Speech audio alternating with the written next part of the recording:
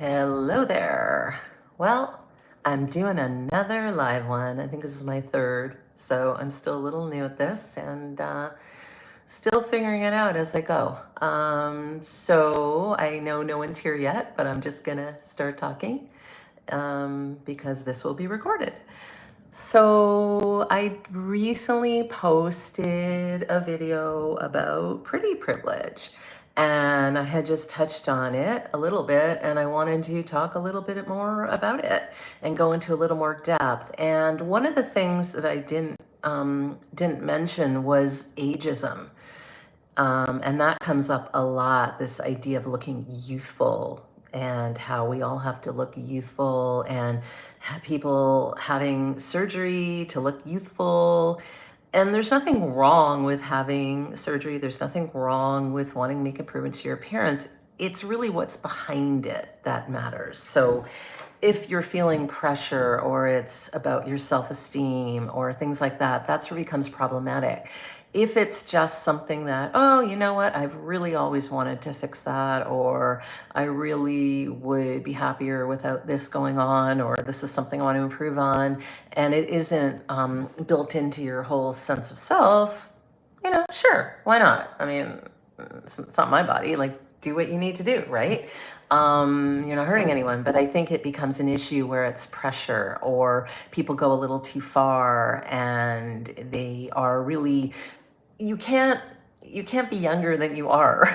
Like we can act like heck. I sometimes feel like I'm still 16 inside. I definitely don't look that, but my outside doesn't always reflect my inside, and that's just a fact of life, right? It doesn't mean no one should ever look after themselves or try to, I do try to do things to look after myself, but there's a difference between knowing your worth, knowing how your age, and just wanting to make certain improvements to make you feel good, or bowing to some society ideal of, oh, I have to look like this, or there's something wrong with my age and I suddenly have to look more youthful. And that's where that ageism comes into it. So pretty privilege is really problematic because it causes problems, not just for the people that are not, I guess, benefiting from it, but even for the people who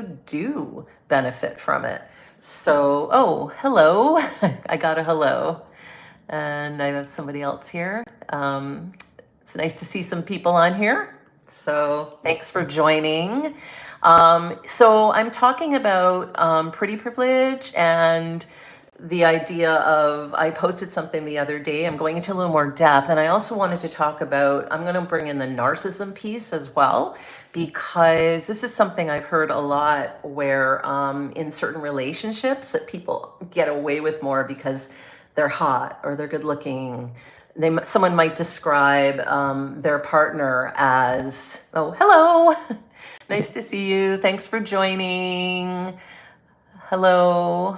Hi. Thanks for joining. Yeah. So. Oh, hello from Russia. Thanks for joining.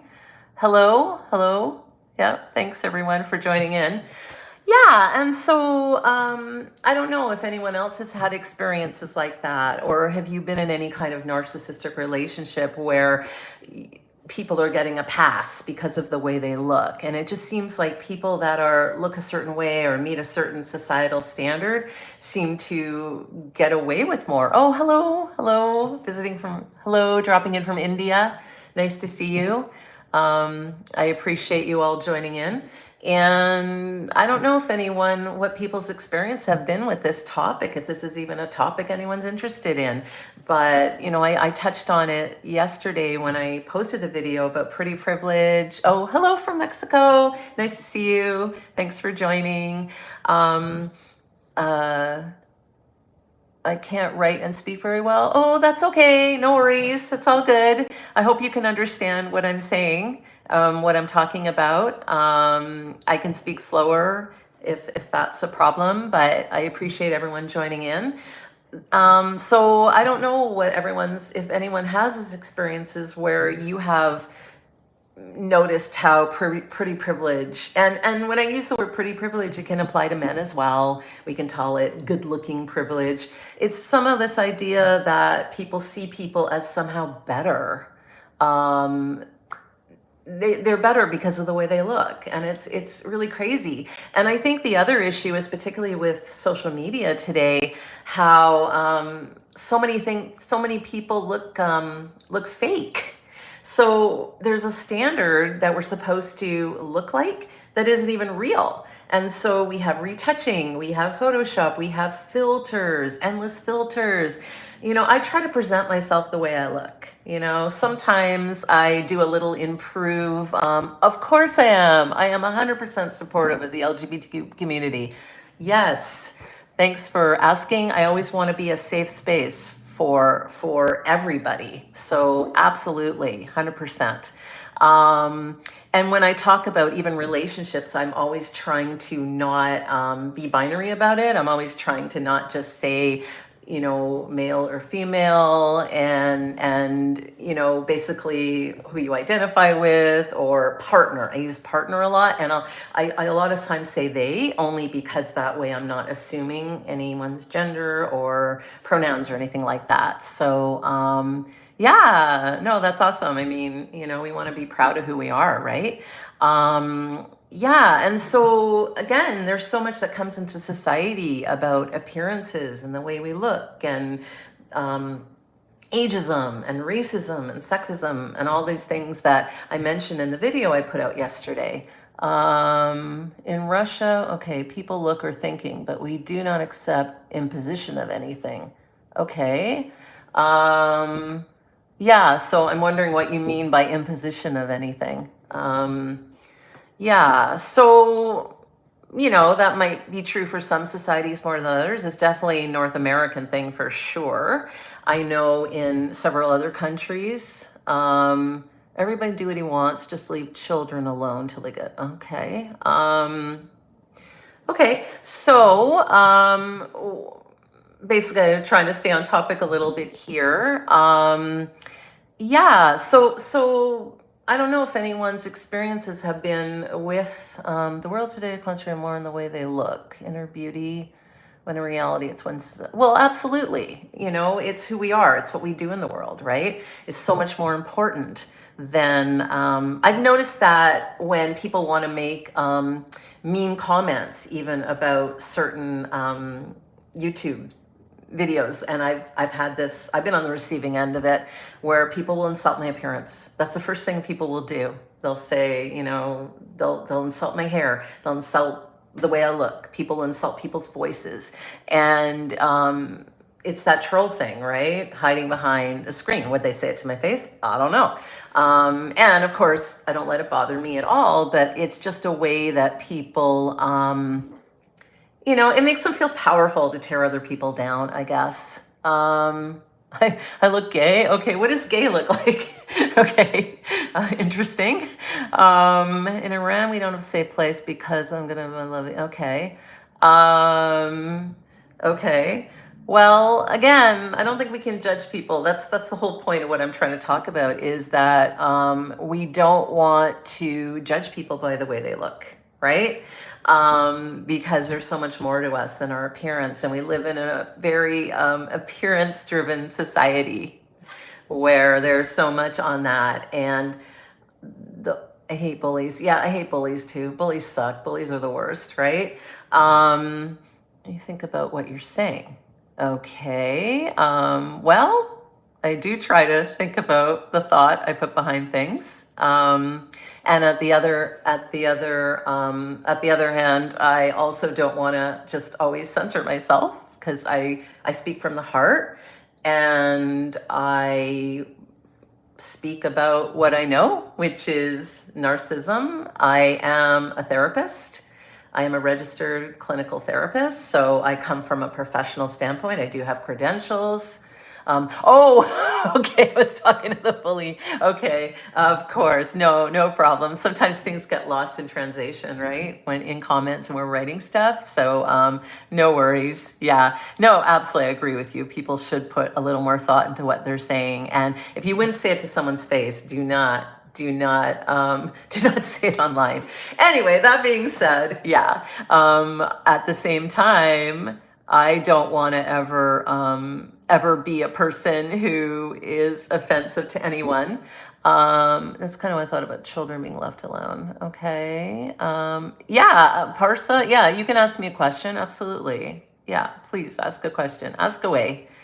I want to make this is why I'm doing a live thing to kind of allow people to interact. So, yeah, okay. Yeah, I mean, I am a mother myself, and I think obviously children need some guidance. They also need to be free to express themselves. Where am I from? Well, I am from, I live in, I'm so sorry about that. My phone just rang. Sorry. That's where, I live in Vancouver. You can't know what the story is if you don't take the time to open the book and read. Absolutely, David. I 100% agree with that. We cannot know. And that's why a lot of times when we look at someone and we assume something, right? We assume we know something just by looking at somebody. And, we think we know something. We make assumptions, right? We can't possibly know what's going through. Hi, Brandon. How are you? Thanks for joining. Yeah, so I'm just like curious, has anyone experienced this? Have you felt like someone was promoted above you because they looked a certain way? Or have you seen someone getting better treatment? Or what is your thought about appearances? There's so much going on that. And with social media, it's become even worse because we don't even know what people actually look like anymore. So hi, Danny. Sorry if I don't get to everyone. Sometimes it goes quickly and I can't see everything all at once. I think I was the first one to like, okay. Yeah, well, that's great.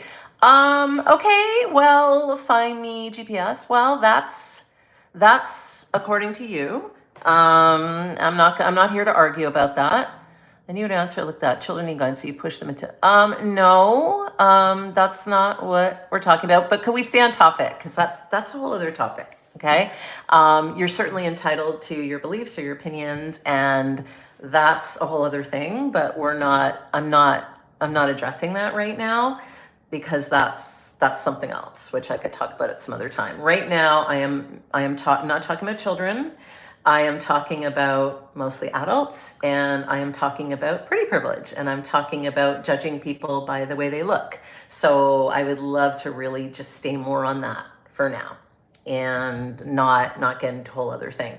So that being said, I think I was saying earlier, I like to, I'm not even wearing makeup in this video. I like to sort of just present how I am and not use all the crazy filters and all the crazy things because I would love to see just more people who look authentic. I think we've forgotten what people look like, what people are actually supposed to look like.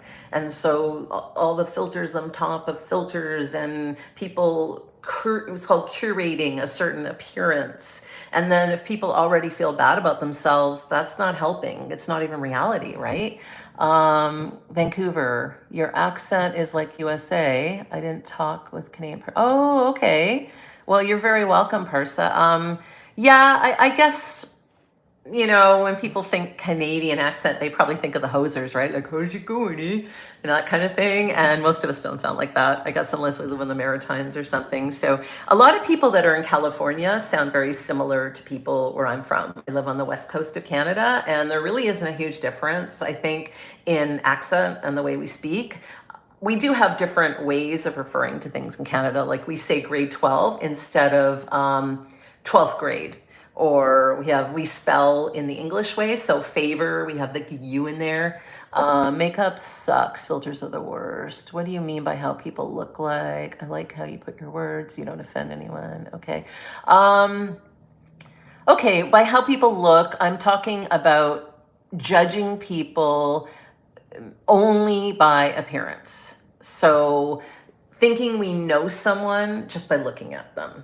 So small children might look at a photo of like a conventionally attractive person, like what society tells us is conventionally attractive, and they will give them better qualities.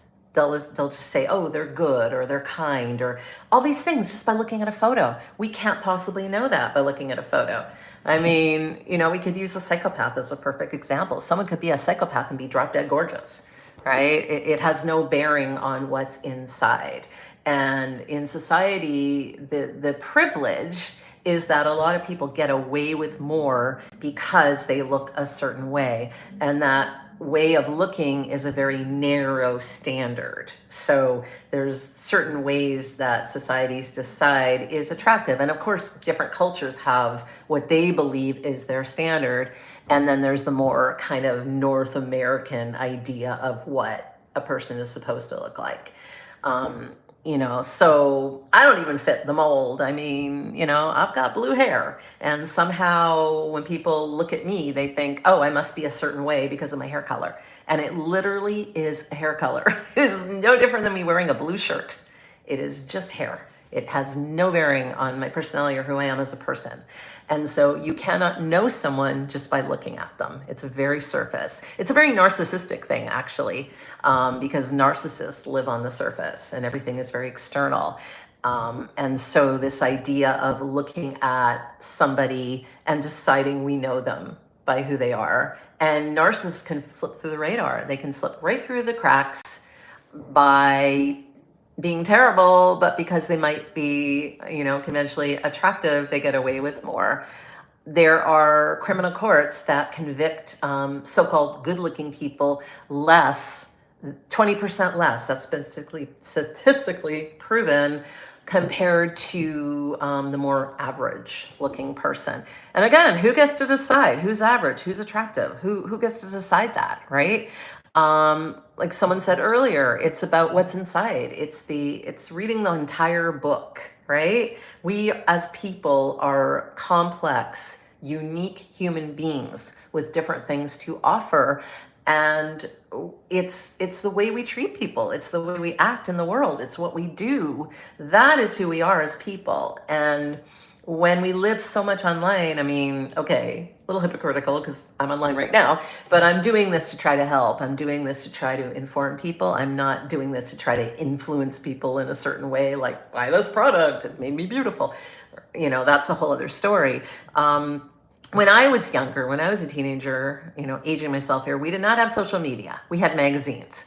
So I would look in like 17 magazine, or I would look in Vogue or Glamour, and I would compare myself to the models. And of course, I'm never going to look like them. And at the same time, those models were retouched. So even back then they were retouching, and even with the makeup and all that, they didn't have the same sophisticated stuff they have now. But I had to stop buying the magazines because it made me feel bad about myself. And so I really feel bad, particularly for younger people going online and looking at somebody who looks a certain way, and they're comparing themselves to this person who, first of all, is upholding some weird standard of beauty, but even that same person doesn't necessarily even look like that because they're using filters, because they're using certain lighting or certain angles, or that type of, TV Guide. Yes, I remember TV Guide, David, yes. Little bit of trivia here, fun fact. I don't know if you remember the crosswords, I used to make some of those crosswords as a job. I actually created crosswords that were published in TV Guide. So yeah, just a little aside there, getting off topic. Yeah, so I don't know what your ages are, or, old school magazines and things like that. We used to, in Toronto, where I'm originally from, Toronto, Canada, we used to have the Toronto Sun, and we would have the Sunshine Girl. And there would be a page in the back where there'd be some woman, young girl in a bikini, the Sunshine Girl. My favorite hobbies are cars and cool men or something, right? So it's always kind of being a thing. But there's definitely a lot of age-related stuff behind it. Somehow people lose their value as they get older. Particularly, I can say this as a middle-aged woman, that we become invisible as we get older. You know, we somehow don't see, we're not seen as worthy. We're not seen as we're just not it, right? And the good news is that most of us don't care, because when with age comes experience and we can start to become indifferent to these things. But at the same time, a younger person, I know how impressionable I was when I was younger, and how I would compare myself constantly to other people. And I guess the important thing to know is that a lot of this isn't even real. You know, a lot of the photos we're seeing, a lot of the people we're seeing are not even real. Yes, 100%. They were used to sell things. Absolutely. And that was the advertising. There was a movie made several years ago about that, about the images of women in advertising. And not to say that men aren't victim of this too. I mean, especially nowadays, you know, they're supposed to have the six pack, and they're supposed to be all muscular, or they're supposed to be a certain height, or, you know, so certainly men suffer too under this whole weird appearance thing. But historically, it has factored more with women. But it's just scary. And, you know, if we tie in the whole narcissism piece as well. So if anyone has had to struggle with, you know, a lot of times I'll hear from clients that they'll have a narcissistic mom who was obsessed with her appearance, and everything had to be perfect. And then she projected that onto them and would put them on diets when they're 5, and, you know, and really on how unhealthy this whole superficial thing is. This is not to say that it's not okay to care about your appearance. I mean, you know, hell, I got this beautiful, I love my glittery nail polish. I love it. It's fun. And I sometimes put on makeup when I go out, you know, just because it makes me feel good. But there's a huge difference doing something because it's fun or it makes you feel good, or feeling forced into it. Did I see your comment? You know what? It's gone so quickly that if you could remind me of what you said. Sorry, sometimes they go quickly and I don't see every comment, so I apologize. Everyone should love themselves. Well, yeah, I mean, you know, we need to start with ourselves, right? We need to start with our self-love. And I think that a lot of people who treated other people badly, there is none of that. That doesn't exist in them, right? A lot of it, as I've talked about in many of my videos about how narcissists are created, were traumatized from an early age. It doesn't give them the right to hurt other people, but it comes from a place of fear. And a lot of people who haven't done the work, or haven't resolved, or haven't been able to heal, lash out and hurt other people. Oh, yes, I can see your comments. Absolutely. Yes. 8:15 games. Yes, I am seeing your comments, so no worries. And I appreciate everyone commenting. At least I know I'm not talking to nothing, not sitting here talking to the wall. So this is fun. This is fun to do this. Like I said, I'm sorry if I'm rambling or babbling a bit, but yeah, I just think that this whole thing about appearance, I just think it's a really important conversation to have. And to really, we have to start valuing more for what's inside. We have to start valuing what comes from the heart, you know, and value what people contribute in different ways, you know. Or it scares me. It scares me when even the word influencer, that word did not exist a few years ago. Like, what even is that? You know, like when I go on YouTube, well, I'm here, obviously I'm on YouTube, but when when I watch YouTube videos, I watch videos that either make me laugh, or videos where they have something interesting to say. I'm certainly not watching because of what they might look like. I'm certainly not watching because I want to buy some amazing product. And again, I'm not faulting anyone for doing that, because it's so pervasive, it's so around us, we're so influenced by it, right? So it's not about blaming anyone, it's more about blaming that it has to exist.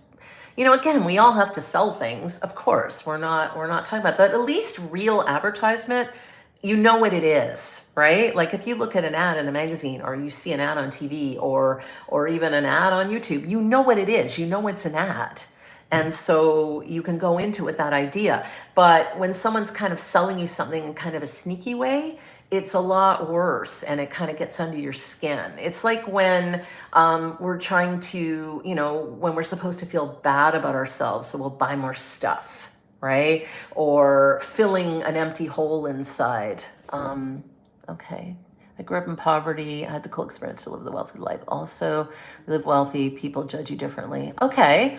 Yeah, I'm curious what that was like for you or how you were judged differently because you've seen both sides of it. You've been on both sides of that. And that's rare, I guess, to see both those worlds, right? Um, and yeah, I mean, we do put labels. We put labels on people all the time. And yeah, I mean, I do it too. I use the label of narcissist, but when I do labels, I try to do it in a useful way. So when we label something as harmful is a lot different. So then we know how to manage it or deal with it as opposed to just labeling everything arbitrarily, right? So, or deciding who someone is just by looking at them. Like, oh, she's pretty, she must be stuck up. Or, oh, she's frumpy, or she's this, she must be miserable and lonely, right? Or he is, he's a nerd because he wears glasses, or she's got her nose in the book, she must have no friends. Like, it's ridiculous, right? And this isn't something new. This was going on when I was younger, when I was in high school. Oh, what a nightmare.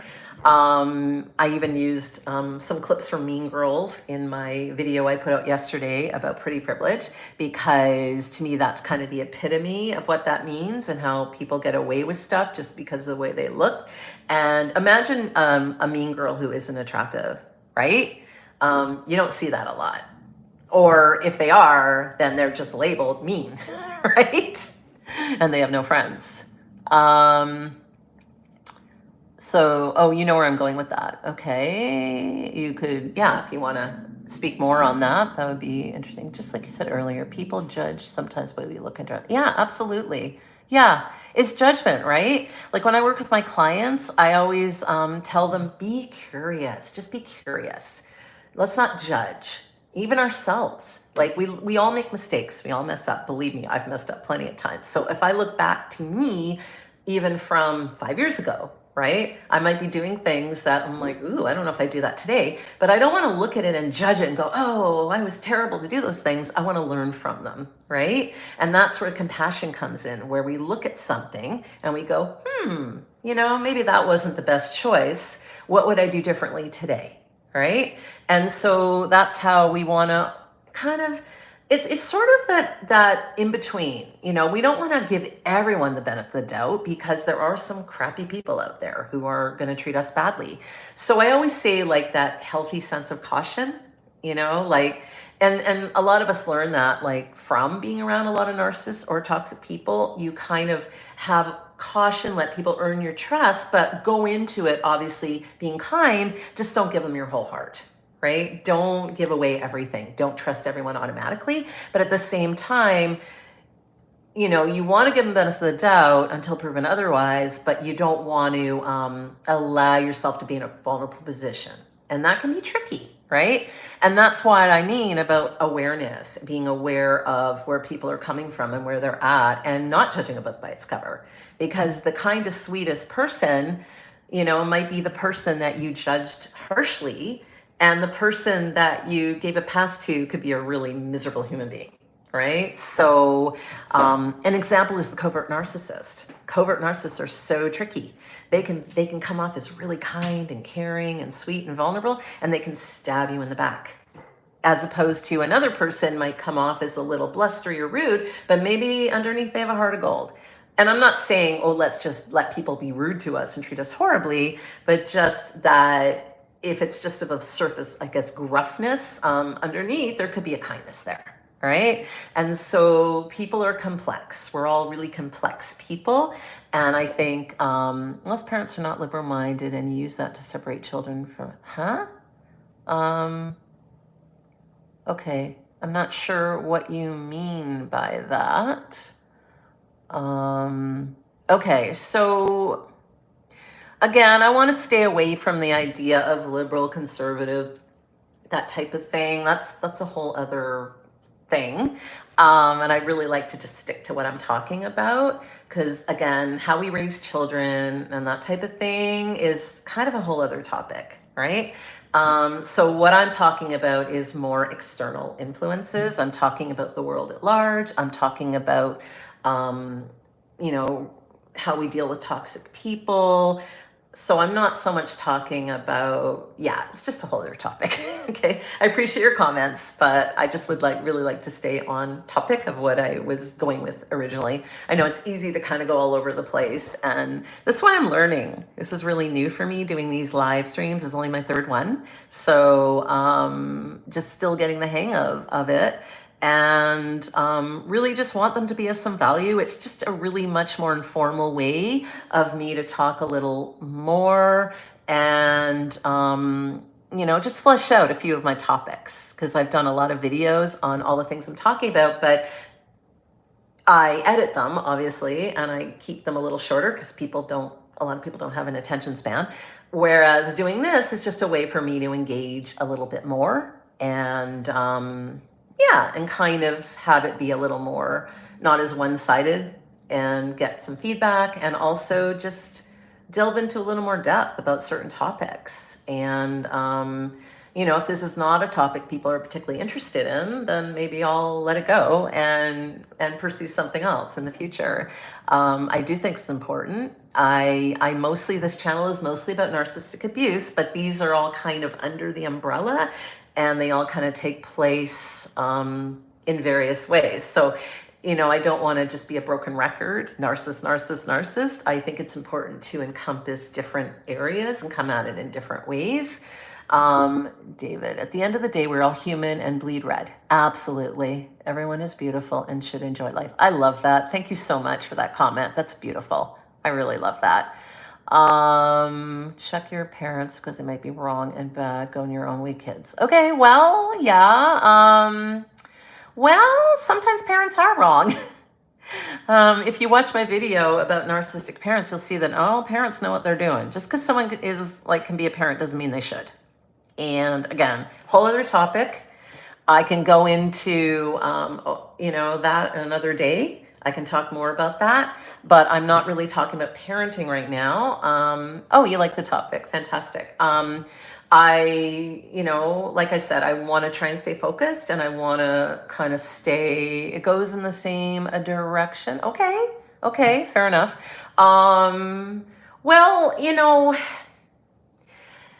The thing is, parents can be abusive. Unfortunately, there's a lot of really abusive parents out there, and who don't want what's best for their children.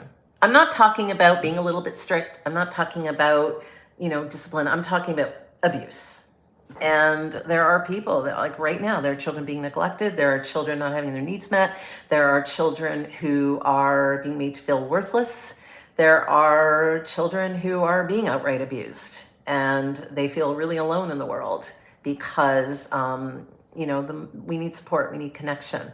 And, those kids do need someone to step in. They do need someone to help them and support them through that. So parents aren't always right. And a lot of people don't like to hear that, but I'm a parent myself, right? I am a parent myself. So I be the first to admit, I am not perfect, and I don't always make great decisions, but I do the best I can. And I try to learn from them, and I'm always learning and growing. And being a therapist, helps, obviously, but I was a parent before I became a therapist, and I did so much reading.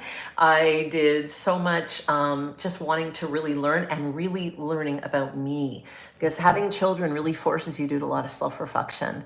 Only because you have a kid doesn't mean absolutely, 100%, David, absolutely. It does not necessarily make you a parent, because parent is not a noun, it's a verb. Parent is an ongoing thing because we need to parent. We need to continue it. We need to meet our child's needs. Now, meeting a child's needs doesn't mean that we say yes to them all the time. That's not what I'm talking about. That's indulgent parenting. That's like what we know as jellyfish parenting or permissive. Like, we're not talking about always giving in, but being a kind, steady, stable authority figure.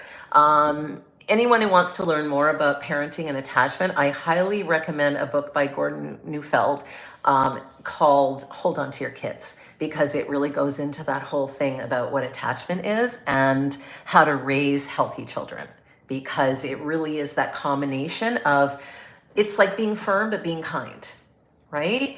And that takes skill. It's not an easy thing, to learn. And the authoritarian parent doesn't work. It does not work.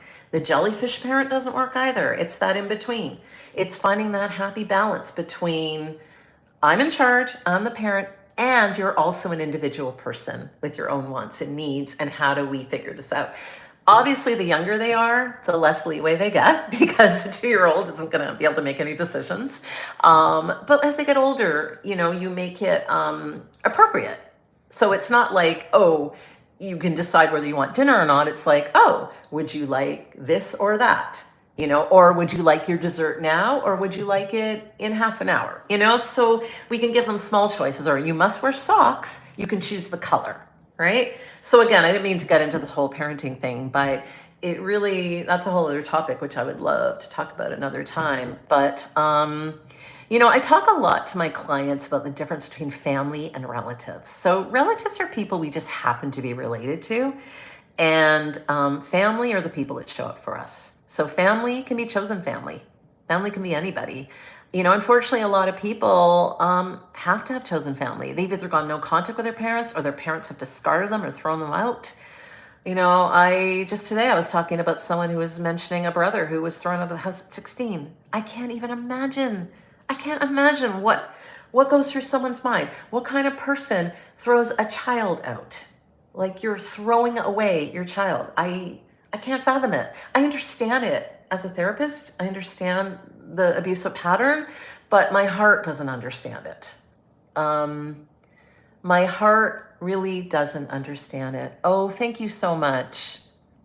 Thank you so much. I appreciate that, David. Thank you so much.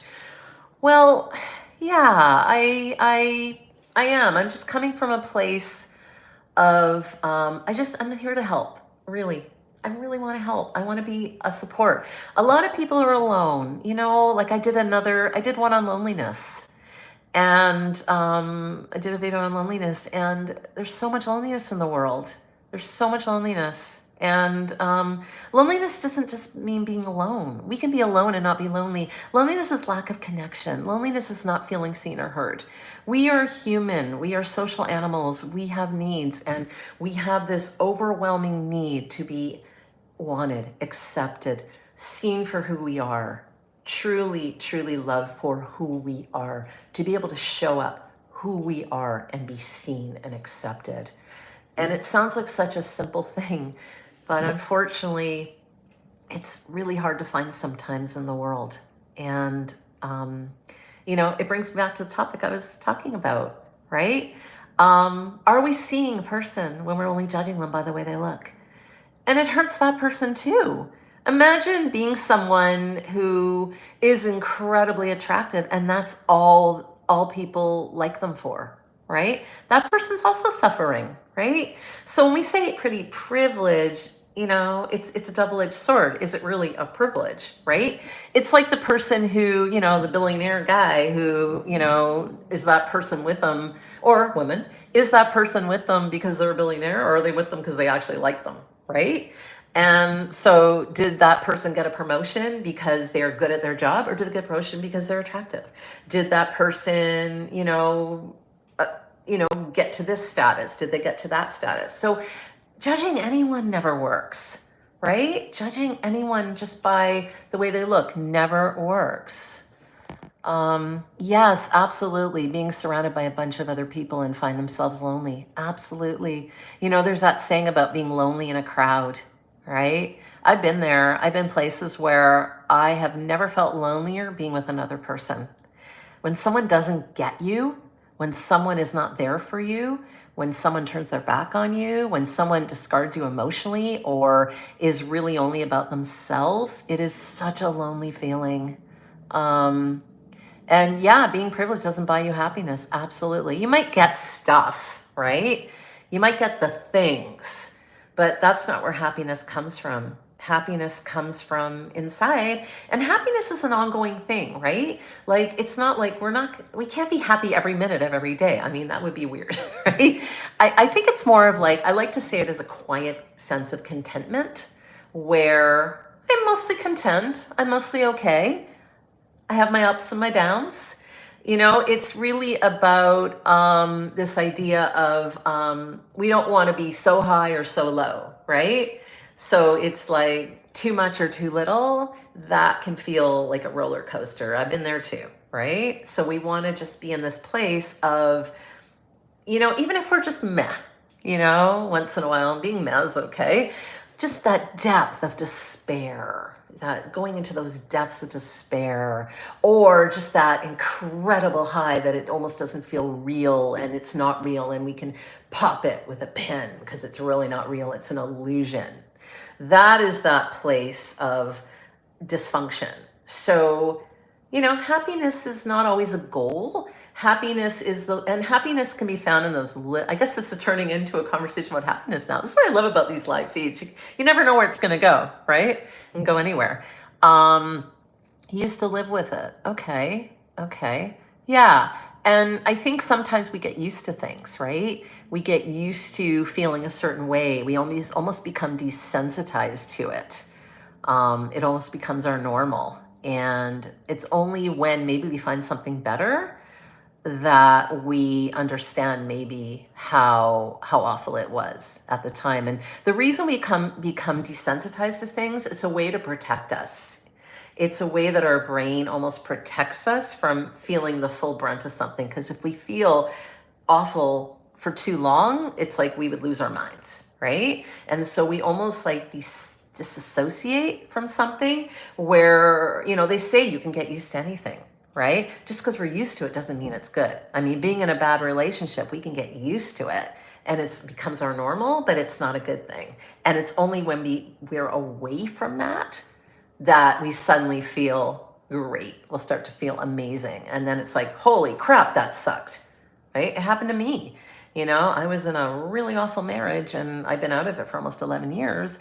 And as bad as it was at the time, when I look back, it's even worse than I thought it was because life is so much better now. And, there's just this almost beauty and this power where we can be with ourselves and know that whatever we're feeling or whatever we're doing, it's ours, if that makes sense. So if I'm sad, it's my own sadness. It's not because this other person was being terrible to me and now I'm feeling sad. It's like, I'm feeling sad because I'm feeling sad. Sometimes we just feel sad, or I'm feeling sad because this happened, or I'm feeling sad because of the world is a mess, or so it's different. Does that make sense? Yeah, it's definitely hard staying on topic. But it's just, this is a really interesting thing. I'm probably going to wrap up soon, but this was really fun. I really enjoyed this, and I really appreciate your comments, and I appreciate your engagement. Whoever's left, David and Hash. Yeah, I feel like I've sort of exhausted this for now, and I will revisit. So again, I appreciate you, and I appreciate everyone that watches my videos. And yeah, I hope it's helpful, right? Sometimes it's just not being alone in it, not being alone. There's a part of me that almost wishes that this something that had existed when I was a teenager, because social media is a double-edged sword, right? It's got its bad, but it's also got its good. It does allow people to be connected where maybe they wouldn't have been able to, particularly if you're an introvert. Believe it or not, I actually identify mostly as an introvert. I know that maybe that's hard to believe because I'm on here talking and I'm making videos and I'm a therapist, but really the difference between an extrovert and introvert is extroverts get their energy from people and almost like they can't get enough. Whereas an introvert needs space away from people. It's not that we're not social, it's not that we don't like people, but we get to a point where we're like almost like, oh, okay, that's it, I'm done. And now I really want to be on my couch by myself so I can regroup. Oh, hi, Cheeseman, welcome back. And oh, you're so welcome, David. So welcome. Thank you for engaging and thank you for your comments. I really appreciate it. And stay tuned because I'll do more live stuff. If you like this sort of thing, this was really fun. I enjoyed it. So I will be back with more content. In the meantime, look out for my shorts, look out for my long forms. And I appreciate all of you. Okay. And I'm so glad that you found it helpful, David. So you're very welcome. And I'm going to say goodbye. So bye for now. Thanks for watching.